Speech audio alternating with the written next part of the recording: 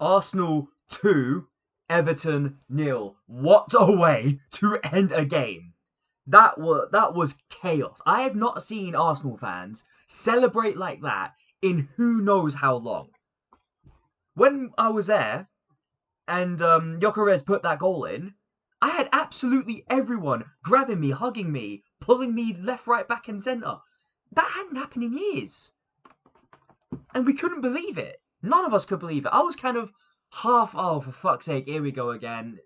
It's Everton putting in the dirtiest of low blocks. They're going to get away with it. We're going to bottle some serious points here. And then at the last moment, Max DOWMAN, the 16-year-old, comes on and absolutely changes the whole game. When was the last time we've actually seen a 16-year-old come in to a senior team in a Premier League match and change the entire thing? This boy, Max DOWMAN, he is unbelievable. Unbelievable. And not only that, he was the one who put in the cross that we ended up scoring our first goal from. And, of course, as everyone knows, he's the one who got the second goal, killed the game off, and is the youngest ever player to score in the Premier League. He was what? 16 years, 70-something days? Good luck trying to beat that. It's going to be a long time before anyone can beat that. Max DOWMAN, we have to put our hands up and say he is a generational talent. He absolutely is. I will not hear any debate over it at this stage. And overall, the overall game itself, I think we just came into it wrong. I think the way that we played really kind of went into the hands of Everton. They wanted us to play that way.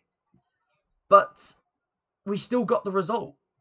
And we got the result from a youngster who knew what it meant.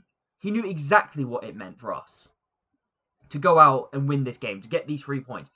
And to top that off, Man City had a 1-1 draw against West Ham. Man City are now 9 points behind us. We are top of the league, 9 points clear, and now anyone below Brentford is officially out of the Premier League title race. This is massive for us. This is massive. And, I mean, Brentford, by the end of tomorrow, they might be out of the Premier League title race as well, unless they get a win. Anything less than a win and they're out the title race. But, wow. I lost my voice when I was there. Now, I am getting a bit concerned about a few things, of course. There are a few things to say, and that is, of course, Bukayo Saka. He's definitely one to kind of pick out, and I do think he was struggling badly. It's like he didn't know what he was doing. He got in that kind of position, and almost every time he refused to take a player on, even in one-on-one situations. And it's starting to concern me now. Some seriously uncomfortable questions do need to be asked. Calafiori as well, he had an okay game. I mean, that block that he did, that last-minute block, that could have actually absolutely saved us. However, overall, defensively, I did notice he was getting picked on quite a lot. And of course, probably my biggest concern right now is Jurrien Timber. Not the fact that he played poor or anything, but because he went out really early. I don't know the extent of whatever injury he might have, or whether it was just a precaution. And I do hope it was a precaution, because we don't need these injuries. Keep Timber fit. I'm hoping Timber's fit. And if he is, we'll see. Let's see this season through.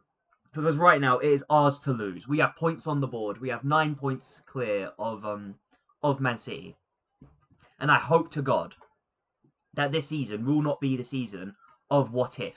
What if we beat Wolverhampton? What if we beat Nottingham Forest? What if we beat Liverpool? What if we beat 10-man Chelsea?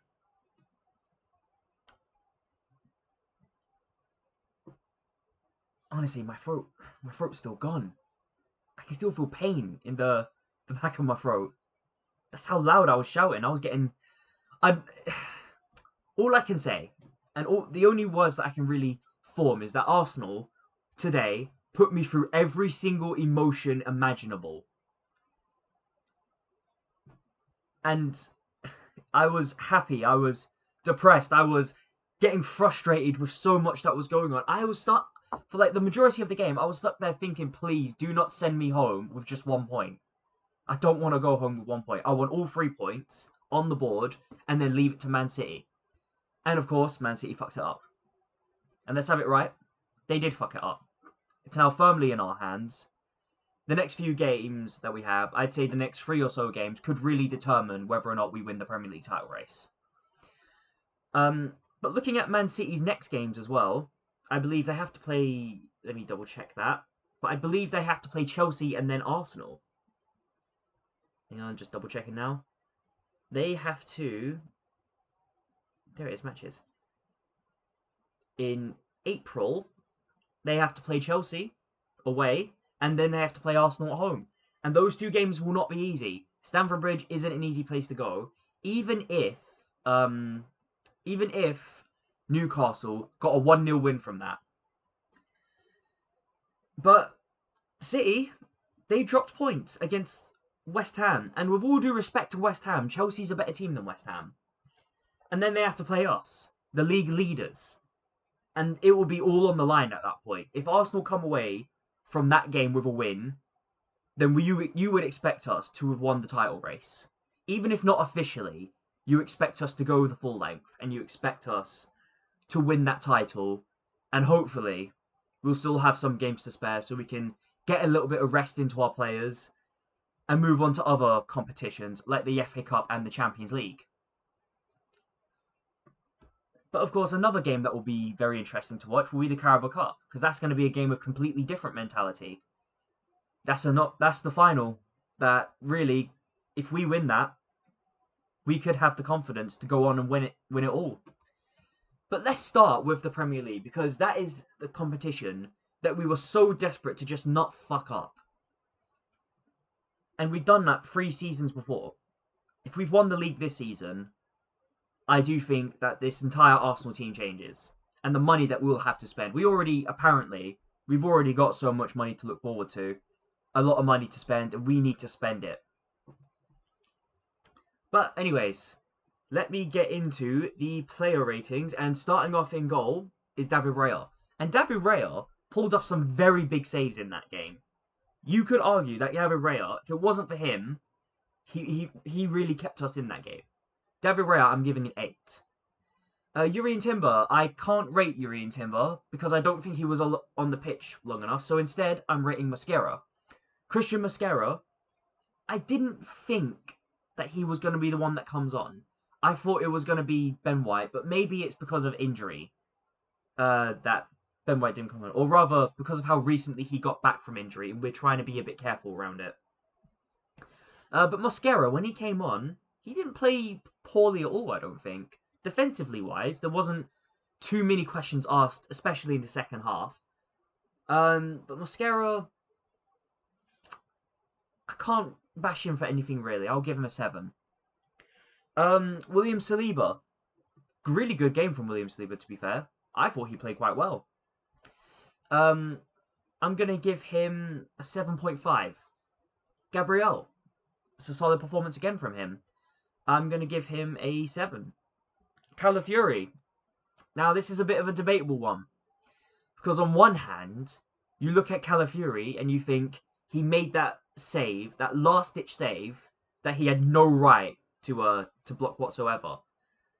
On the other hand, I thought he got beat quite a lot.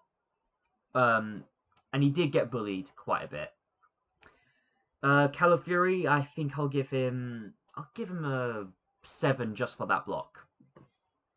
Zubimendi, I can't recall much Zubimendi really did that game, if I'm honest. I think the main battle that we were fighting really was in the midfield.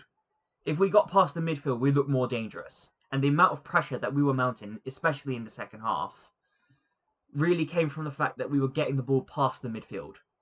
However, I do feel like we could have done a bit better in the midfield. Zubimendi, I'll give a 6, maybe a 6.5. I just don't recall much he really did in that game. Declan Rice. Decent performance. Quite solid, actually, I think.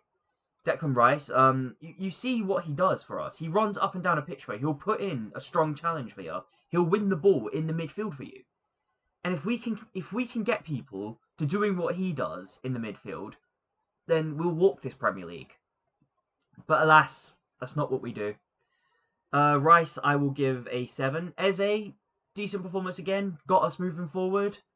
Because of that, I'll give him a 7. Saka, I thought Saka was getting a bit predictable in that game. He just did the same thing consistently. Even when he was 1-on-1, I just think he didn't take the opportunity to get past the defender. Saka, I'm going to give a 6, and Madueke, I'm also going to give the 6 for the exact same reason. Kai Havertz, I don't recall much Kai Havertz doing, or much that Kai Havertz did in that game. I don't recall him doing much at all, really. So because of that, I'll give him a 6. Mikel Arteta, I have to give him absolute credit. The substitutions that he made, Max Dowman, Pierre Hincapié, and Gyökeres, they absolutely changed that game. It was the 3 of them that were directly involved in goals to be scored.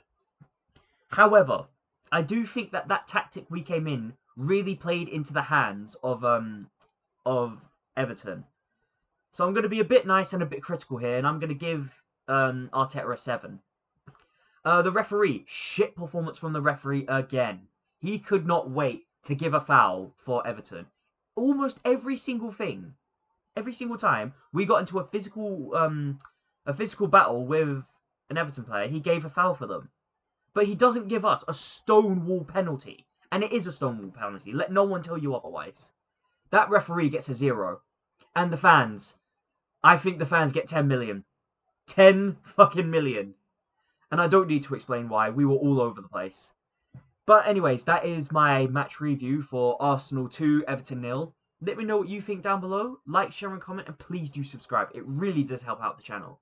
And I will see you for the match preview of, if I can pull it up, of Arsenal versus Bayer Leverkusen, second leg. Goodbye for now.